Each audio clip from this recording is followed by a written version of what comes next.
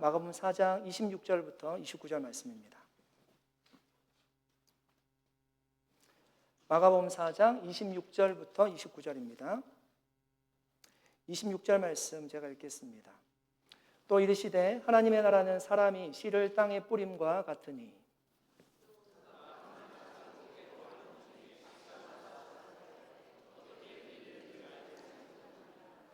땅이 스스로 열매를 맺되 처음에는 싹이요 다음에는 이삭이요 그 다음에는 이삭의 충실한 곡식이라. 열매가 익으면 곧 낫을 대나니 이는 추수 때가 이르렀음이라. 아멘. 잠깐 기도하겠습니다. 하나님 아버지 감사드립니다. 추수의 계절, 이 가을에 우리의 영혼에도 풍성한 결실이 있도록 큰 은혜를 부어 주시옵소서. 성령님께서 오늘도 하늘의 양식을 풍성하게 내려주시기를 간절히 기도하오며 예수님의 이름으로 기도드립니다. 아멘. 결혼을 전제로 교제하고 있는 한 딸이 아버지에게 말했습니다. 아버지, 제가 교제하고 있는 그 남자가 좀 신앙이 이상해요. 천국이 있다는 것은 믿는데 지옥이 있다는 것은 믿지 않아요. 그러자 아버지가 대답합니다. 걱정 마. 결혼을 하면 지옥이 있다는 걸 알게 될 거야. 여러분, 천국과 지옥이 있다는 것을 믿으십니까? 어떤 목사님이 고민거리를 털어놨습니다. 사진 슬라이드 한번 보여주실래요? 여러분 보이십니까? 누구의 장례식인지 보이십니까? 집에 키우고 있는 반려동물이 죽었는데 목사님에게 천국에 갈 수 있도록 장례 예배를 인도해 달라는 것이었습니다. 여러분, 한국 전체 가구의 26%가 반려동물을 키우고 있고요. 미국 전체 가구의 70%가 반려동물을 키우고 있습니다. 여러분, 반려동물을 위한 장례 예배를 드려주는 것이 맞을까요? 맞지 않을까요? 한국은 가을이면 각 교단마다 총회를 합니다. 이번에 대한예수교 장로회 고신 측 총회에서요, 이런 헌의안이 올라왔습니다. 반려동물에 대한 개혁주의 신학은 어떤 입장이며 그 근거는 무엇입니까? 목회 현장에서 동물에 대한 장래에 관한 질문에 대해서 어떻게 답해야 합니까? 그 헌의안에 대한 답변은 이랬습니다. 기독교 장례식은 예배 가운데 진행되는 것이므로 장례 현장에서 동물에 대한 장례 예식은 할 수 없다. 동물 장례는 그리스도인에게 적절하지 않으나 목회적 관점에서 상실을 겪은 성도에 대한 돌봄은 유익하다. 여러분, 인간은 하나님의 형상으로 창조되었습니다. 하나님이 흙으로 사람을 만드시고요, 그 코에 생기를 불어넣으시니 생명이 된지라고 하셨습니다. 그러니까 영혼을 가진 존재가 되었다는 것입니다. 그런데 동물은 생명체로 지어졌지만 하나님의 형상이나 영혼을 가지고 있지 않습니다. 인간은 구원받아야 될 존재이지만 동물은 죽으면 사라지는 것으로 성경에 기록되어 있습니다. 그래서 장례 예배를 드리는 것이 성립하지 않는다는 것입니다. 저는 아직도 한 번도 그런 부탁을 받아보지는 못했습니다. 여러분, 최근에 이런 이슈를 보면서 동물의 장례를 부탁하는 분들은 적어도 천국과 지옥에 대해서 인정하고 있는 분이다라는 것을 생각하게 되었습니다. 여러분, 교회를 다녀도 천국과 지옥이 있다는 것을 믿지 않는 분들이 없지 않습니다. 오늘 본문은 천국인 하나님의 나라에 관한 비유입니다. 26절, 27절 말씀 읽어보겠습니다. 또 이르시되 하나님의 나라는 사람이 씨를 땅에 뿌림과 같으니 그가 밤낮 자고 깨고 하는 중에 씨가 나서 자라되 어떻게 그리 되는지를 알지 못하느니라. 여러분, 어떤 농부가 씨를 밭에 뿌렸습니다. 그 농부는 씨를 뿌려 놓았지만 그 씨를 눈으로 볼 수 없어요. 그 씨는 지금 어디에 있습니까? 땅 아래에 있기 때문입니다. 농부라도 그 씨가 어떻게 자라는지를 알 수 없어요. 그런데 그가 알지도 못하는 사이에 싹이 나고 이삭이 맺히고 결국은 곡식을 거둘 수 있도록 되었다는 겁니다. 자라났다는 것입니다. 예수님은 하나님 나라가 마치 이와 같다라고 말씀하십니다. 하나님 나라의 복음의 씨앗을요, 우리가 어떤 사람에게 뿌렸어요. 그런데 그 사람 안에 씨가 잘 뿌려졌는지 우리가 확인할 수 있습니까? 확인할 수 없어요. 그런데 시간이 지나고 보니까 그 복음의 씨앗이 자라서 열매를 맺게 되었다는 겁니다. 여러분, 농부가 땅에 씨를 뿌리고요, 할 수 있는 일이 무엇일까요? 씨를 뿌리고 난 뒤에는 그 씨가 잘 자랄 수 있도록 지켜보고 기대하는 것밖에 없습니다. 왜냐하면 그 씨 자체에 생명력이 있기 때문입니다. 하나님이 천지를 창조하실 때 이렇게 말씀하셨습니다. 창세기 1장 11절 12절 말씀입니다. 하나님이 이르시되 땅은 풀과 씨 맺는 채소와 각기 종류대로 씨가 진 열매 맺는 나무를 내라 하시니 그대로 되어 땅이 풀과 각기 종류대로 씨 맺는 채소와 각기 종류대로 씨가 진 열매 맺는 나무를 내니 하나님이 보시기에 좋았더라. 이게 무슨 얘기예요? 땅이 씨 맺는 채소와 씨가 진 열매 맺는 나무를 스스로 내고 있어요. 씨앗이 땅에 심겨지면 그 생명력으로 자라날 수 있도록 하나님께서 창조 질서를 그렇게 세워두셨다는 것입니다. 이처럼 여러분, 하나님 나라의 복음이란 씨를 우리가 뿌리고 난 뒤에는 우리도 농부처럼 할 수 있는 것은 별로 없습니다. 그 복음의 씨가 잘 자랄 수 있도록 기도하는 것밖에 없습니다. 그 복음의 씨는 생명력이 있기 때문에 반드시 열매를 맺게 될 것입니다. 그러므로 이런 복음의 씨를 뿌린 우리가 확신해야 되는 것은 무엇일까요? 복음의 씨를 뿌린 우리가 확신해야 되는 것은 무엇일까요? 그 씨가 지금 당장 우리의 눈에는 보이지 않아도 반드시 자란다는 것을 확신해야 됩니다. 그 하나님 나라의 복음의 씨에는 생명이 들어있기 때문입니다. 예수님은 천국을 겨자씨에 비유합니다. 마태복음 13장 31절 32절 말씀입니다. 또 비유를 들어 이르시되 천국은 마치 사람이 자기 밭에 갖다 심은 겨자씨 한 알 같으니 이는 모든 씨보다 작은 것이로되 자란 후에는 풀보다 커서 나무가 되매 공중의 새들이 와서 그 가지에 깃들이느니라. 여러분, 겨자씨는요, 눈에 보이지 않을 만큼 아주 작은 씨입니다. 그런데 그 겨자씨 한 알이 땅에 심겨졌습니다. 그런데 그 겨자씨가 성장을 해서요, 큰 나무가 되었어요. 공중의 새들이 와서 그 그늘에 쉴 만큼 큰 나무가 되었다는 것입니다. 어떻게 그럴 수 있습니까? 그 작은 겨자씨가. 겨자씨 안에 생명이 들어있기 때문이에요. 은밀하게 조용히 자라지만, 천천히 자라지만 겨자씨는 반드시 자라서요, 열매를 맺고 나무가 된다는 것입니다. 예수님이 말씀하신 여러분 누룩도 마찬가지입니다. 누룩을 여러분 반죽에 넣으면 작은 그 분량의 누룩이라도요, 반죽 전체를 부풀게 한다라고 얘기를 하잖아요. 그런 일이 어떻게 일어납니까? 그 누룩 안에 생명력이 있기 때문입니다. 예수님은 하나님의 나라도 마치 이와 같다라고 말씀하십니다. 여러분, 아이들의 신앙이 자라는 것을 보면요, 굉장히 신기할 때가 있습니다. 아이들이 태어났습니다.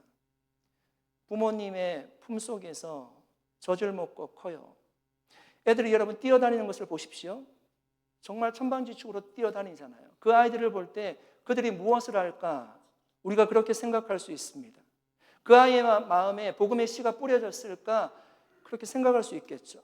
그런데 시간이 지나고요, 그 아이들이 예배 자리에 앉아서 예배를 하고 기도하고 찬양하고 하나님을 믿는다라고 고백하는 것을 보았을 때 우리의 눈에는 보이지 않았지만 그 믿음의 씨가 자라가고 있었다는 것을 우리가 확인하게 되는 거죠.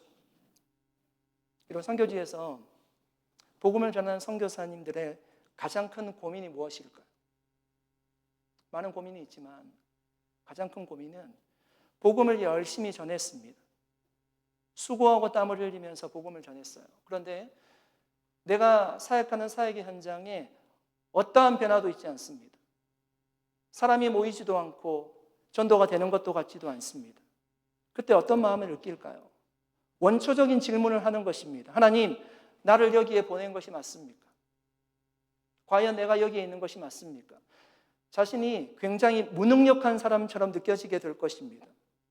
그러나 여러분, 하나님 나라의 그 복음의 씨라는 것이요, 결국 열매를 맺는 것이 선교사의 능력 때문이 아니에요. 그 복음의 씨 안에는 예수 그리스도의 생명이 들어있기 때문입니다. 선교사는 능력이 없어도 하나님은 전능하신 분이십니다. 믿으십니까? 그러므로 복음의 씨앗을 뿌리면 하나님이 결국 열매를 맺게 하실 것입니다. 사랑하는 여러분, 하나님 나라의 복음, 하나님의 말씀에는 생명력이 있는 줄로 믿습니다. 어느 날 한 청년이 지하철을 타고 가고 있는데 전도지 한 장을 받았습니다.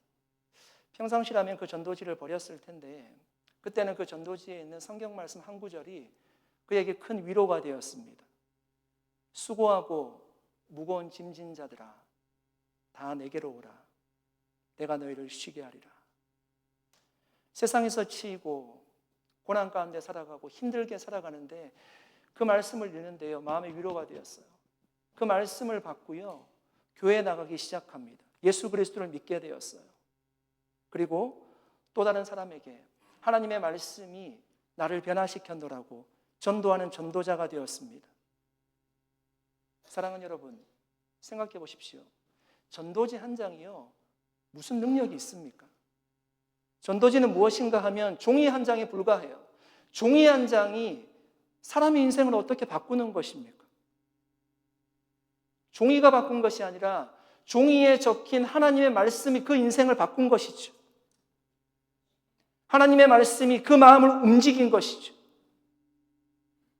한 사형수가 감옥에서 마지막 날을 기다리고 있습니다. 사형 받을 날을 기다리고 있어요. 삶에 무슨 소망이 있겠습니까? 모든 삶의 희망들을 다 내려놓았습니다.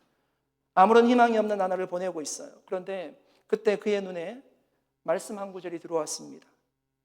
하나님이 세상을 이처럼 사랑하사 독생자를 주셨으니 이는 그를 믿는 자마다 멸망하지 않고 영생을 얻게 하려 하심이라.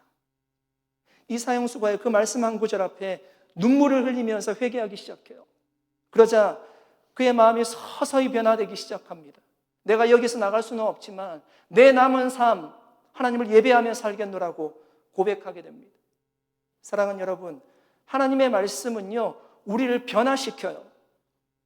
소망을 잃은 자, 절망 가운데 있는 자에게 하나님의 말씀은요, 생명력 있게 다가갑니다. 여러분, 이슬람권에 선교사가 들어가지 못하는 지역이 많이 있어요. 들어가도 자기의 입을 통해서 복음을 전하지 못하는 지역이 많이 있습니다.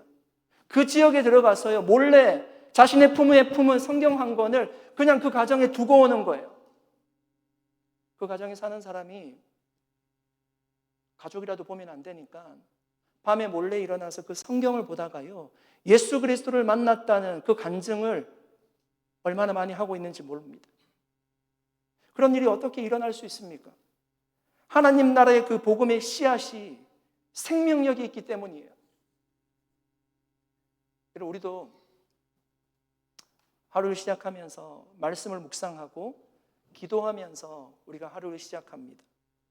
왜 그렇게 여러분 사십니까?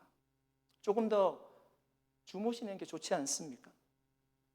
그 말씀 안에 나를 일으키는 생명이 있잖아요. 일상의 피곤함, 마음의 지침, 때로는 포기하고 싶은 그 마음이 있을 때 그 말씀 한 구절이요, 우리를 생명으로 이끌어가기 때문에 피곤한 육체를 이끌고 예배 앞으로 나아가는 거죠. 우리가 매일매일 하나님 말씀 앞으로 나아가는 이유가 여기에 있습니다. 말씀이 우리 속에서 치유를 일으키실 것이고, 말씀이 회복을 주실 것이고, 말씀이 변화를 일으킬 것입니다.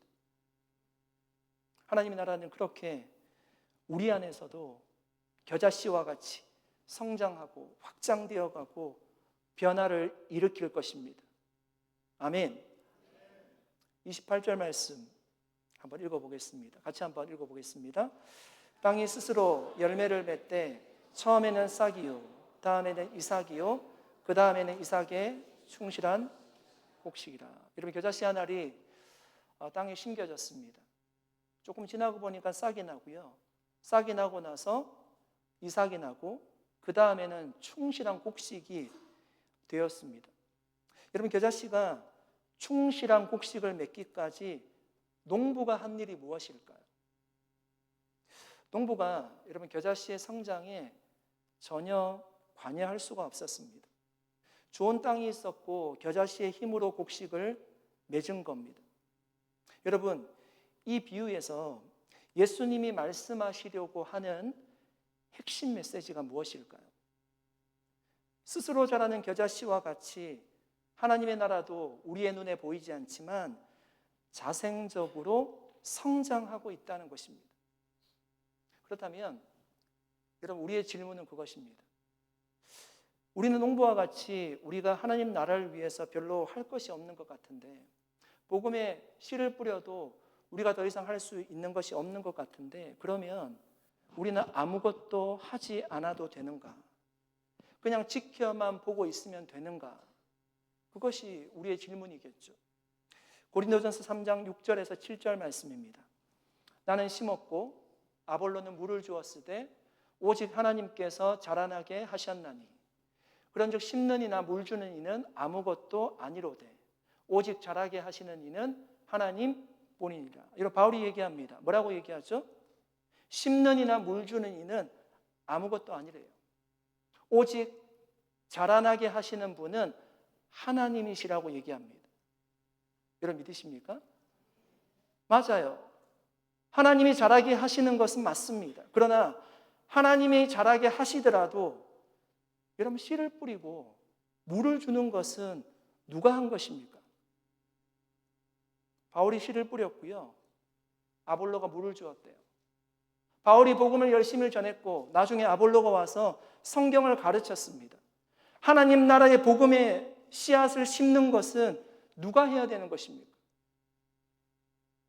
여러분 하나님이 천사에게 그 일을 맡기지 않았어요. 바울은 하나님 나라의 복음의 씨앗을 심기 위해서요 자신의 생명도 조금도 귀한 것으로 여기지 않았노라고 고백하고 있습니다.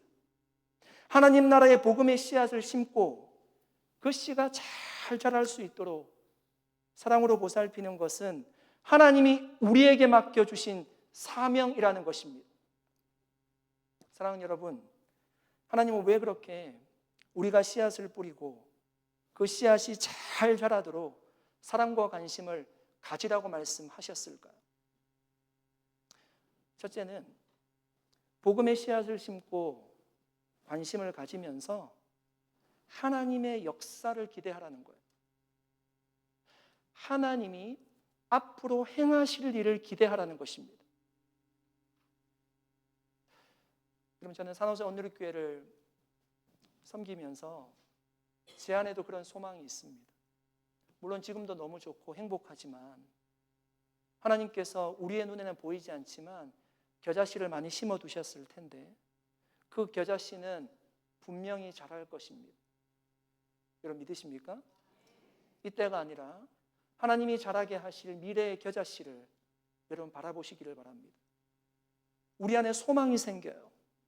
복음을 뿌리고 씨앗을 심고 그것이 어떻게 자랄지를 기대하는 것입니다. 두 번째는 그 복음의 씨앗을 심고 사랑과 관심을 가지면서 마치 그 씨앗을 자신이 성장시킨 것처럼 교만하지 말라는 것입니다. 여러분, 농사를 짓는 분들은요, 다 알고 있는 것입니다.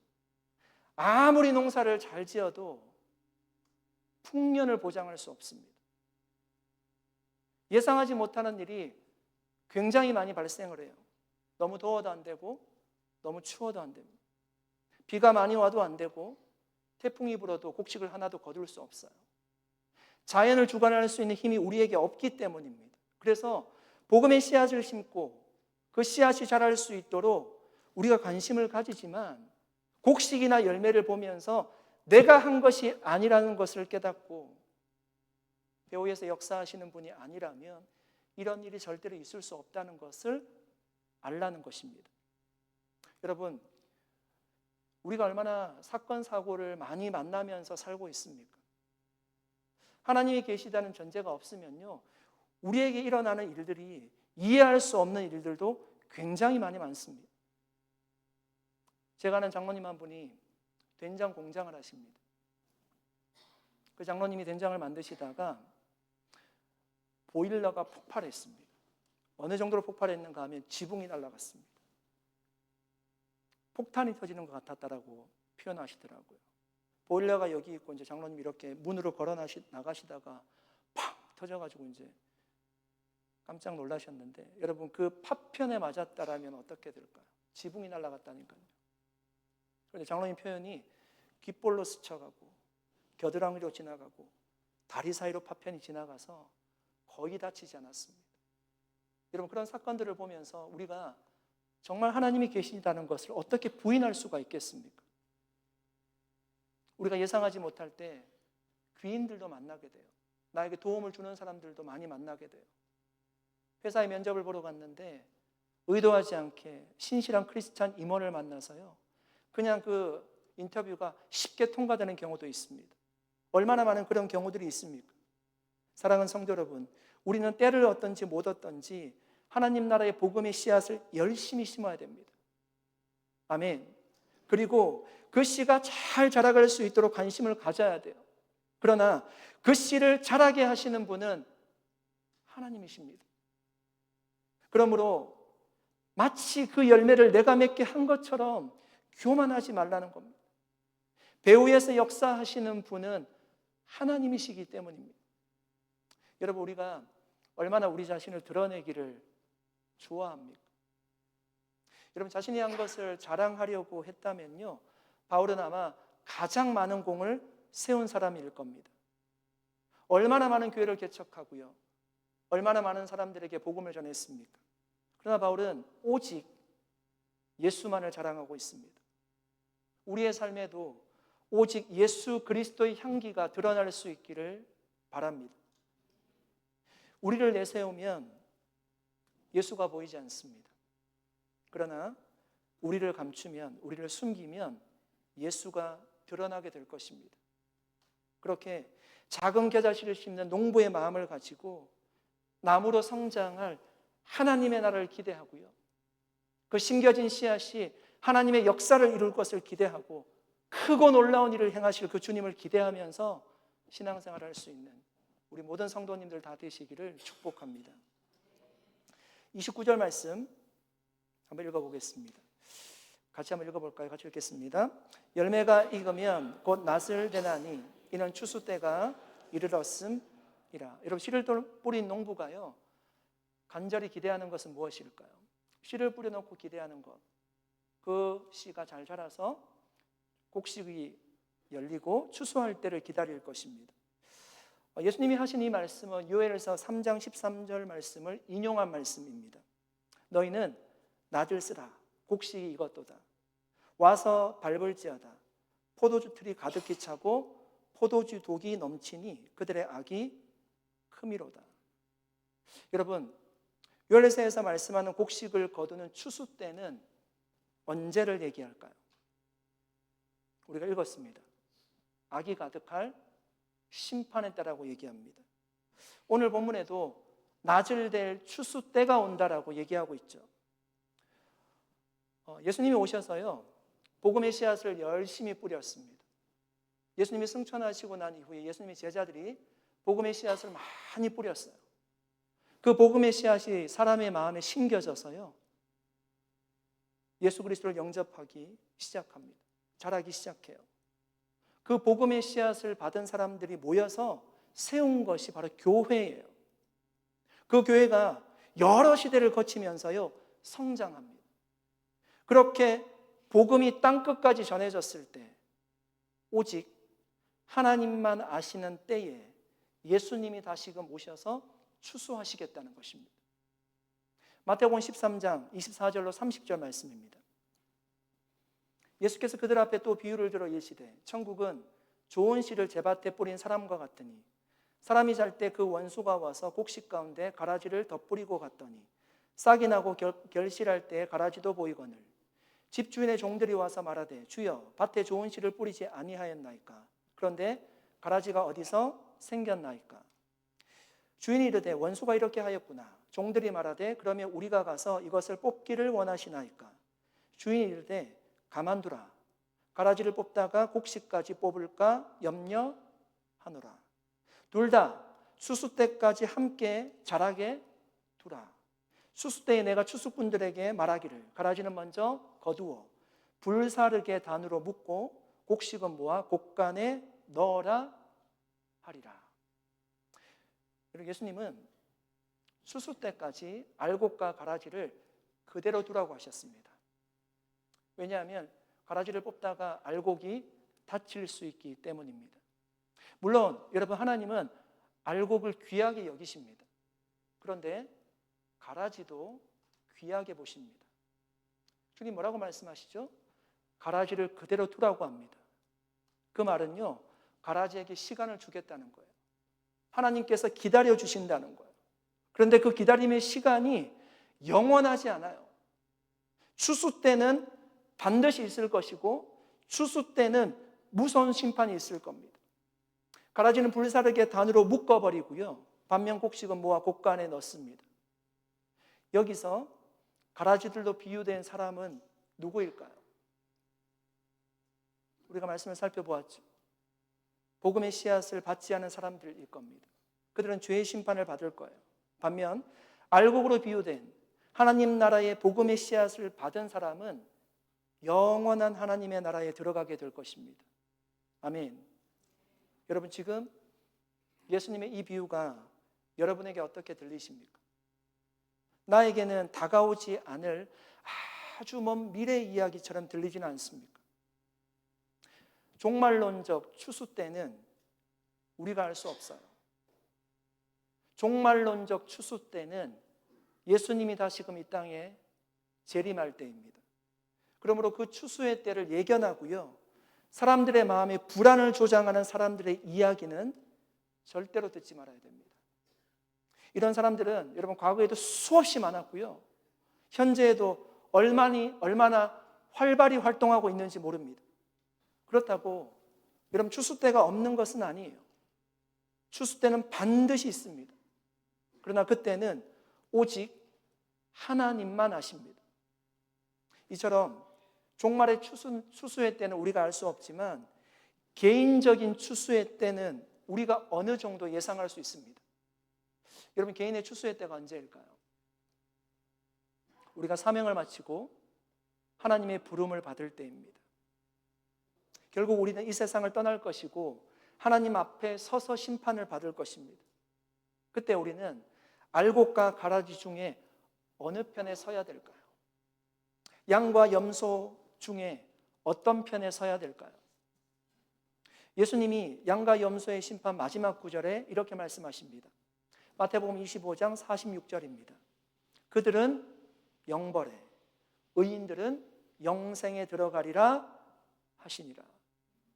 여러분, 하나님의 심판은 두 길밖에 없습니다. 영벌과 영생이에요. 영원한 벌을 받을 분들과 영원한 삶을 살 분들, 두 길밖에 없다는 거예요.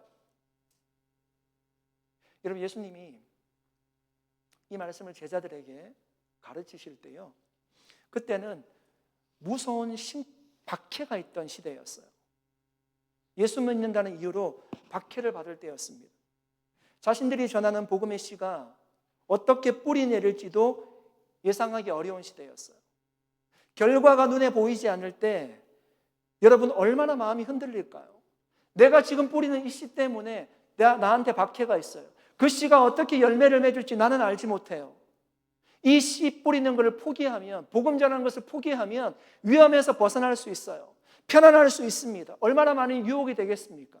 그러나 그때도 하나님 나라의 복음의 씨앗이 자라고 있었다는 거예요. 제자들은 이것을 깨달았을 것입니다. 그래서 지금은 고통스럽고 지금은 힘든 상황이지만 나무와 같이 성장할 그 하나님 나라를 바라보면서 신앙적으로 극복할 수 있었을 거예요. 영생이 있음을 확신하고요, 그 길을 계속 걸어갈 수 있었을 것입니다. 사랑하는 여러분, 우리에게도요 두 길밖에 없습니다. 영벌과 영생의 길입니다. 저와 여러분은 어떤 편에 서시겠습니까? 추수 때는 찾아올 것이고 하나님의 나라는 완성이 될 것입니다. 우리는 그때를 바라보며 두려워할 것이 아니라 소망을 가져야 됩니다. 우리가 그토록 뵙기를 원하는 주님을 뵙는 날입니다. 이미 우리 마음에는요 하나님 나라의 씨앗이 자라가고 있습니다. 아멘. 씨앗이 뿌려졌고 그 씨앗이 자라고 있습니다. 그러므로 우리에게 있는 그 복음의 씨앗을 여러분 우리 주변에도 심을 수 있기를 바랍니다. 그것이 산호서 온누리교회 비전입니다. 예수의 생명을 전하는 교회입니다. 그 씨앗이 우리가 뿌려놓으면 생명력을 가지고 자라갈 것입니다. 정말 우리 주변에 영벌이 아니라 영생으로 충만한 그 믿음의 현장들을 다 볼 수 있기를 예수 그리스도의 이름으로 간절히 축복합니다. 기도하겠습니다. 살아계신 하나님, 감사드립니다. 오늘 하나님의 말씀을 함께 나누었습니다. 우리의 눈에는 겨자씨와 같이 우리가 뿌린 복음의 씨앗이 전혀 보이지 않지만 그럼에도 불구하고 그 씨앗은 자라고 있는 줄로 믿습니다.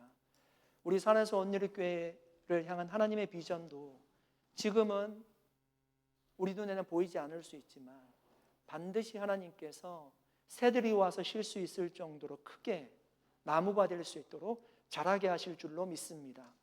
그때를 바라보게 하시고 교만하지 않게 하시고 사랑으로 교회를 보살필 수 있는 저희 모두가 되게 해 주시옵소서. 감사드리옵고 예수님의 이름으로 기도드립니다. 아멘. 이 시간 우리 고동욱 고사라